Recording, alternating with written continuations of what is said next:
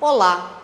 Hoje no Câmara Cidadania nós vamos conversar com a professora doutora da Universidade Estadual de Maringá, Sueli de Castro Gomes, sobre a situação dos imigrantes.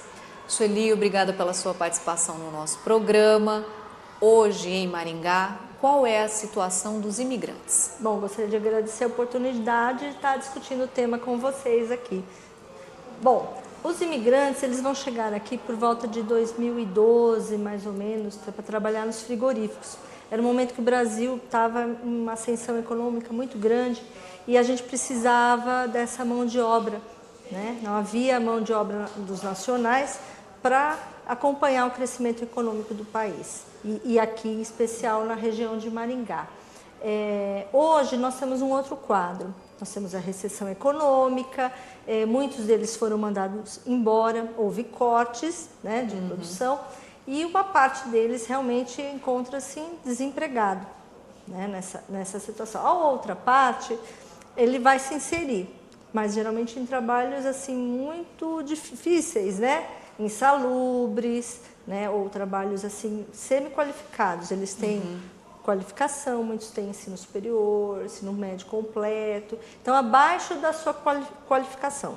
Então esse é um pouco o quadro deles aqui, né? Basicamente, qual o maior número, né? Qual é a origem desses imigrantes? Quais são os países que Maringá recebe mais imigrantes? A gente tem um dado aí da Polícia Federal que eles chegam assim, hoje já chegou muito mais, né? 850 haitianos. Então é a maior participação deles. Depois nós temos aí africanos, europeus, latinos, mas um número muito menor. Tá? Então a participação maior são dos haitianos ainda, né?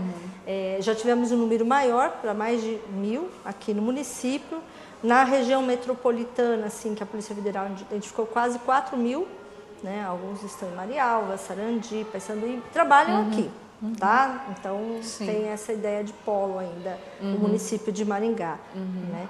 Então, mas aí com essa recessão, muitos saíram com fluxo para o Chile e um grupo bem menor para os Estados Unidos, mas assim, chega a ser uns 20% a 30% da saída deles. E ainda continuam chegando, né? Então, primeiro vieram os homens e hoje eles trazem as suas esposas, as suas famílias. Então, o fluxo, ele se consolida, ele não vai embora.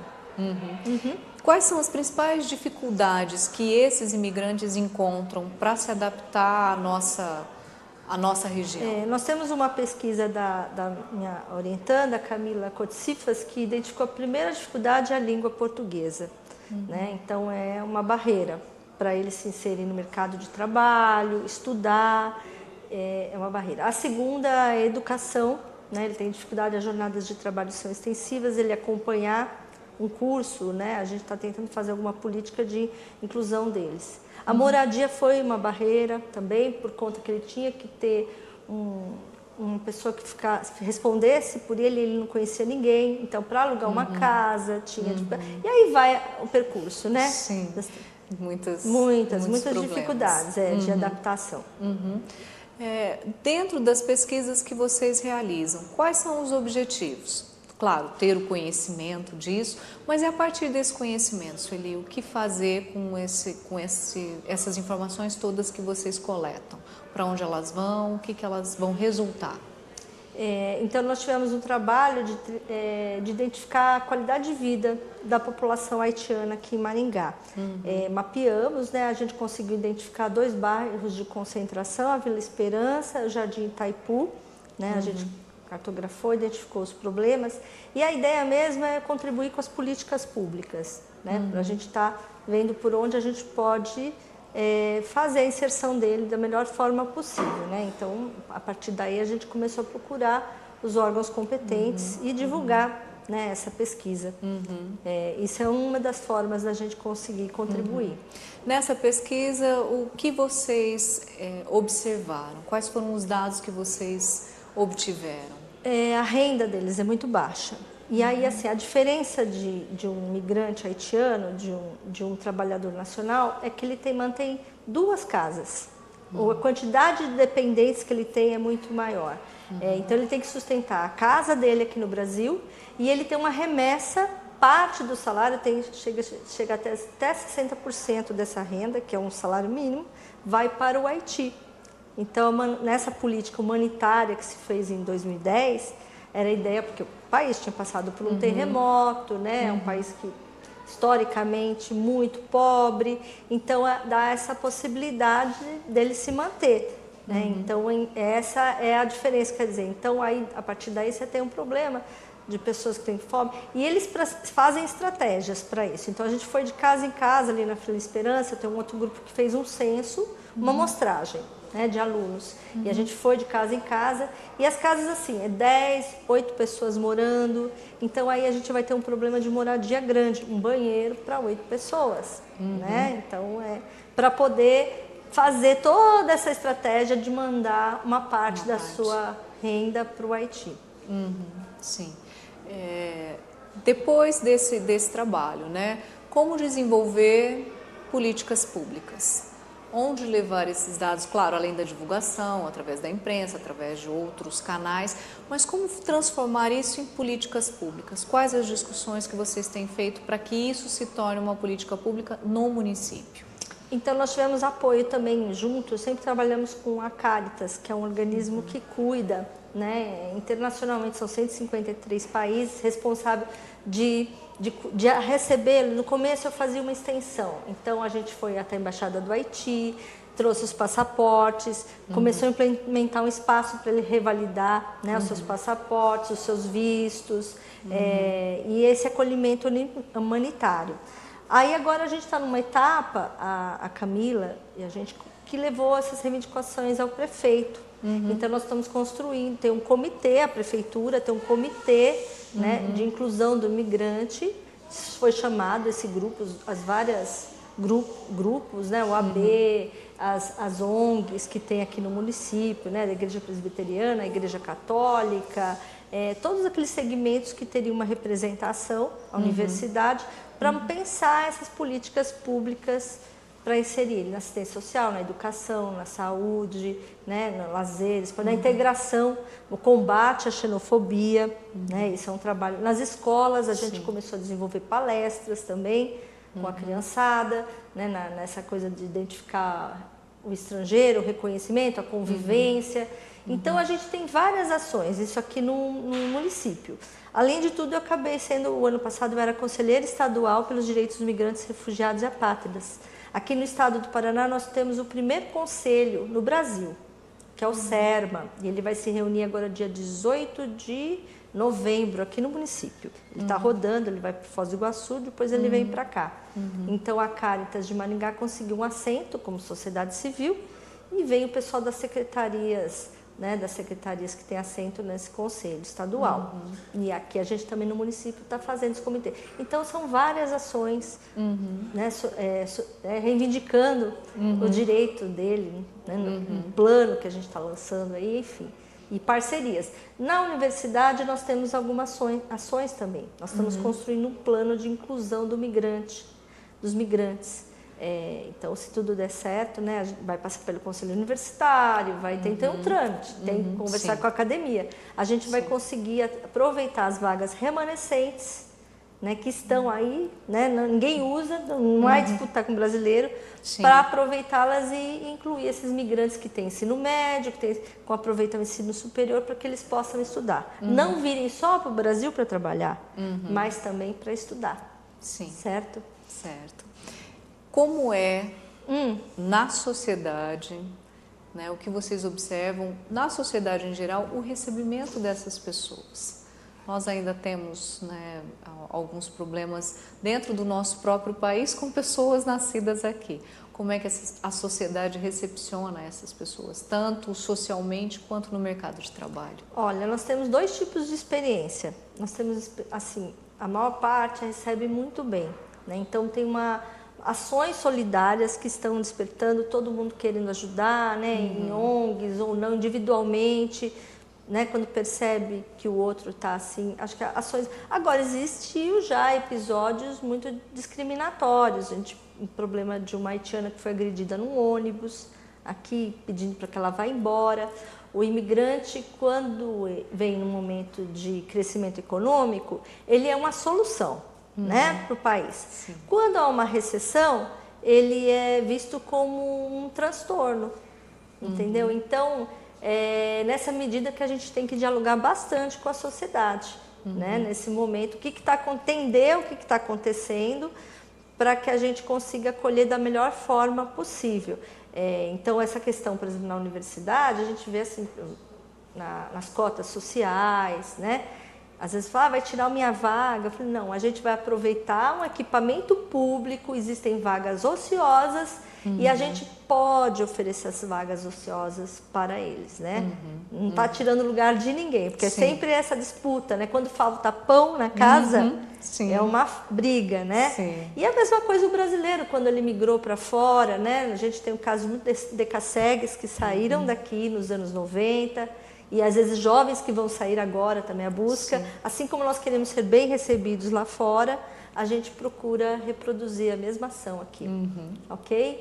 Sim. Nós voltaremos em instantes.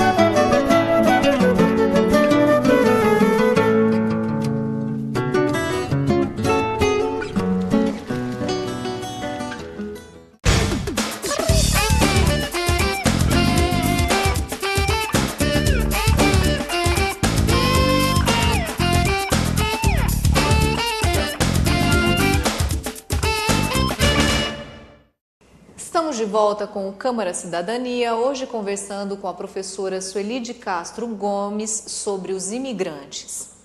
Sueli, políticas públicas. Hoje, em nível federal, estadual, municipal, o que nós temos de legislação que garanta esses direitos dessas pessoas?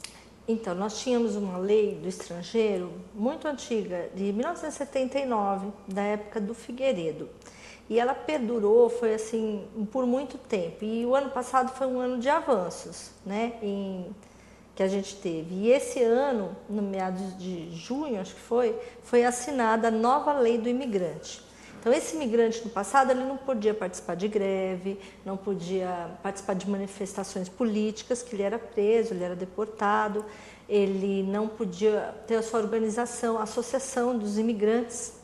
Tinha que ser 51% de brasileiros e 49% de estrangeiros. Com essa nova lei, ele tem mais autonomia para ele poder reivindicar suas ações, ter o seu grupo, assim como a gente teve a SEMA no passado, né? A SEMA é produto de uma associação de imigrantes japoneses. Sim. Hoje eles têm um clube, eles têm uma Aham. festa japonesa. Sim. Então nós temos aqui o clube português, aqui em Maringá. Sim. Alguns exemplos que o Brasil já recebeu na grande imigração no começo do século, né? E muita gente tem história dos italianos, dos espanhóis. Todo mundo é descendente de imigrante e tem essa experiência.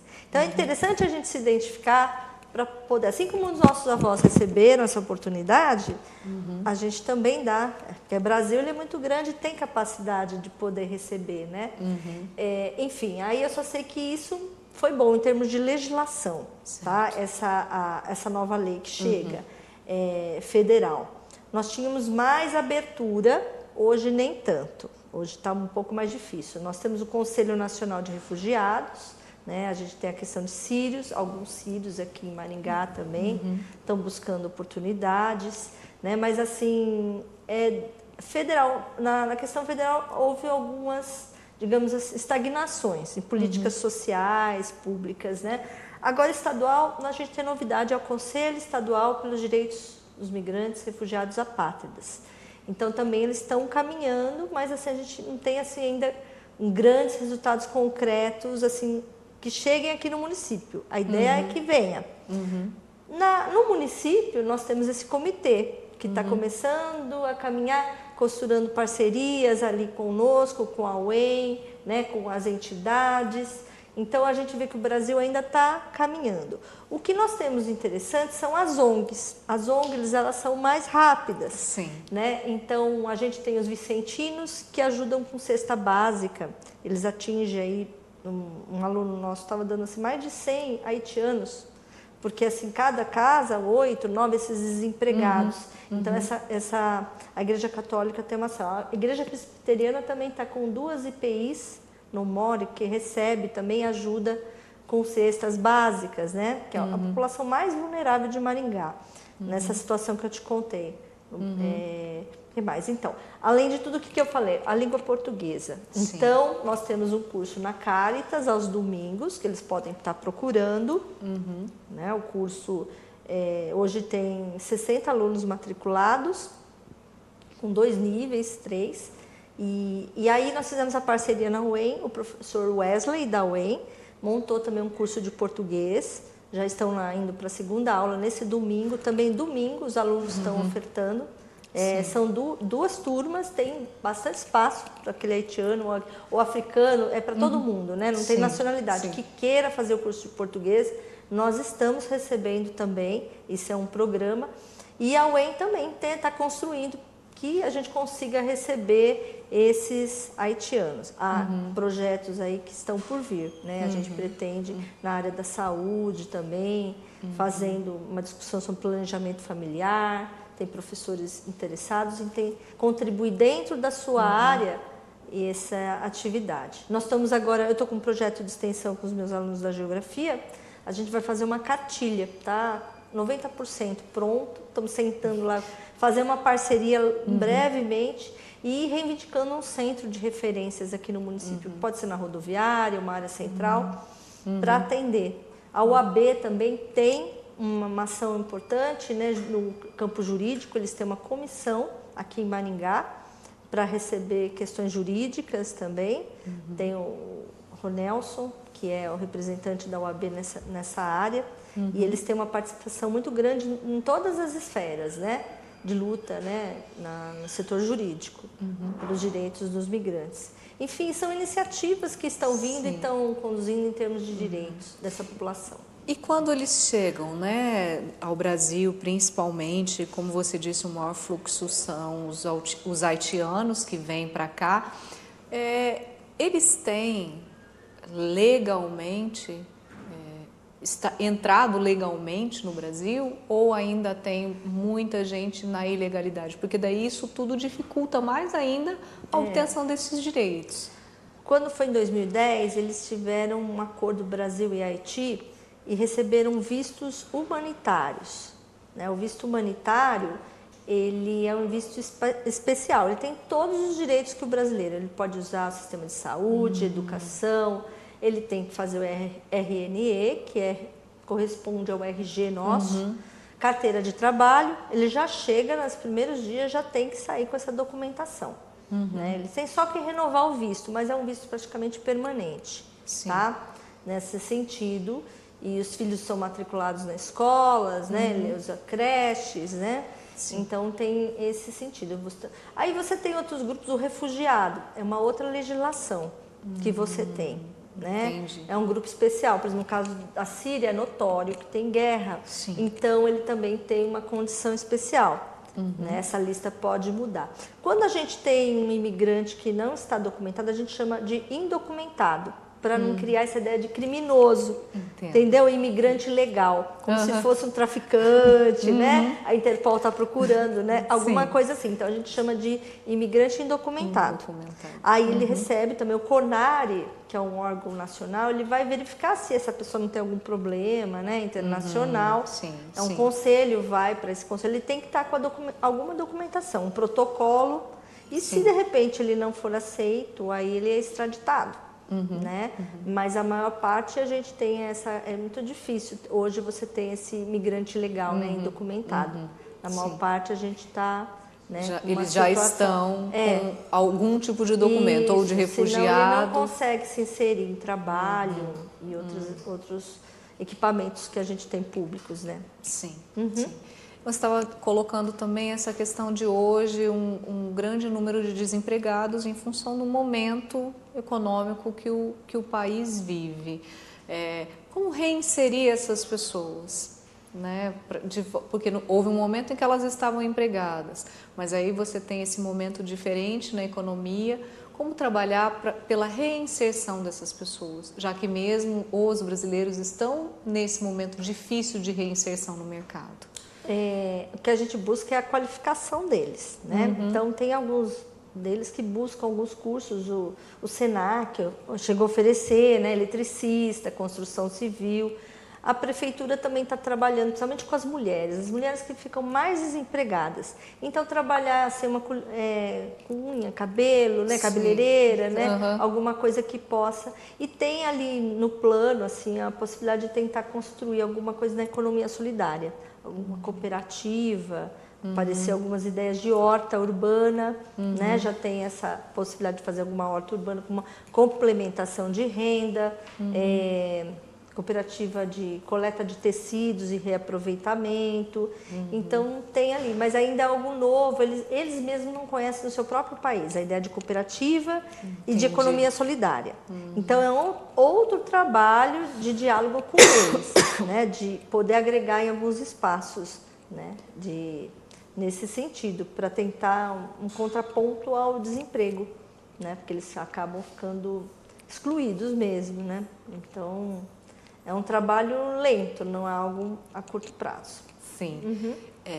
E dentro dessa ideia de qualificação, e mesmo a questão que você disse da língua, que é uma barreira, como é que eles conseguem acessar tudo isso? Onde buscar as informações, onde buscar essas assistências? Como é que o imigrante encontra tudo isso?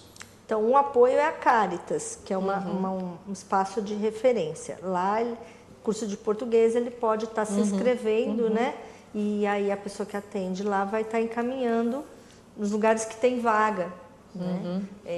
Também na educação, está sendo feito, é o primeiro ano que o município abre para o ensino fundamental. Eu não recebia os imigrantes até o ano passado. Então, isso também é um avanço. Esse ano já está, porque nós encontramos imigrantes totalmente analfabetos, mesmo na língua de origem deles. Então, eles estão entrando na escola de alfabetização, o EJA, né?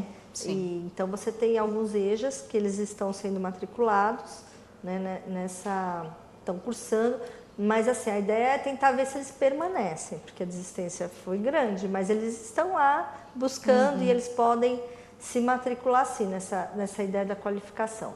E a língua é mais importante, nós temos capacidade de estar oferecendo esses cursos e que, assim, se puderem divulgar, né, para eles estarem fazendo esses cursos, a gente, né, faz uma campanha para isso. Entre eles, há uma troca de informações, porque muitas vezes quem está, né, fora dessas relações não tem como passar essas informações, ou muitas vezes não tem acesso, eles não têm acesso. Às vezes uma comunicação boca a boca é mais fácil. Eles têm uma organização entre eles ou é ainda muito... Nós tentamos montar uma associação dos haitianos, né, há um tempo, mas a lei não permitia naquela época, né? Mas eles têm uma rede muito forte, eles têm uma liderança grande, né? O Wilner, ele tem até um comércio, né? Ele se dispôs a organizar, né? Ele é a esposa de Elsica, né? E existem algumas lideranças, né? Que tem essa vocação de estar fazendo essa rede social, por Zap, Facebook, né? Eles têm participação no comitê, né? Eles são chamados para fazer essa discussão, né, de políticas públicas. E nós estamos com um Zap também, passando esse material para que venha, né? Então, eu acho que a coisa caminha. Eu gostaria que caminhasse mais rapidamente, né? Porque o migrante não pode ficar esperando muito tempo para se manter. Né? Então, eu acho que isso é um problema que a máquina do Estado, às vezes, ela tem que ser mais ágil, né? Não tem como ficar esperando. Mas existe uma boa vontade e uma ação do poder público, né? Quem integra esse comitê? Você citou 2 comitês, um estadual e um municipal. Quem integra o comitê estadual? Tá. O estadual são 9 cadeiras para o GOV e 9 cadeiras para a sociedade civil. Houve uma assembleia, eram 20 entidades requisitando a vaga e 9 foram eleitas. Entre as 9, a Caritas de Maringá foi eleita. Então, ela tem assento, né? A Caritas de Maringá. Teve Pato Branco, já teve também. Londrina tem assento. No interior. O interior sempre é pouco representado. E a maior parte das ONGs, elas ficam em Curitiba, na capital. Entendeu? Então, é um avanço. Eles estão tentando abrir para o interior, porque sabem que um grande número de imigrantes foram para o interior do Paraná, Santa Catarina, né? É onde eles têm maior ingresso, emprego, é no interior do Paraná. Então, a gente tem eles se reúnem uma vez por mês, né? Uma vez por mês. E tem as câmaras, né? De ação mediante alguma denúncia, né? Alguma situação, já tivemos denúncia lá de aeroporto, que aconteceu, né? Que a pessoa... Então, algumas situações mais graves recebe. E aí também monitora as políticas públicas, há um monitoramento, cobranças, né? Então, vários tipos de possibilidades. Mas eu acho que ainda há mais... Tem que ser mais rápido, mais ágil ainda, é um aprendizado para o povo brasileiro, essa democratização, né? Agora aqui, nós fizemos assim o comitê, o prefeito Ulisses Maia chamou, né, o comitê e convidou as lideranças, as representações, a OAB está presente, né? Então tem pessoas ligadas ao movimento negro, a gente percebe que está presente também, a Caritas, a Igreja Evangélica, né, em termos de participação de sociedade civil. E tem a secretaria, a SAS, né, Secretaria de Assistência Social, de Educação, Saúde, que fica cultura presente, né, essa coisa de estimular a troca cultural. Isso está sendo bem interessante, né, porque vieram artistas, né, cantores, é muito rico. E a migração traz essa riqueza cultural. A gente vê, às vezes, nos desfiles, nossa, a gente vai descobrindo, né, como Maringá é rica culturalmente. Então, a gente vai poder fazer essa troca. E aí é uma possibilidade deles ensinarem francês para a gente, né? Vão trazer uma riqueza para a nossa cidade aqui. Tá certo, Sueli, nós agradecemos a sua presença, as suas informações. Esse foi o Câmara Cidadania. Hoje nós conversamos com a professora da UEM, Sueli de Castro Gomes. Essa e outras entrevistas você pode conferir no nosso canal no YouTube, no endereço TV Câmara Maringá.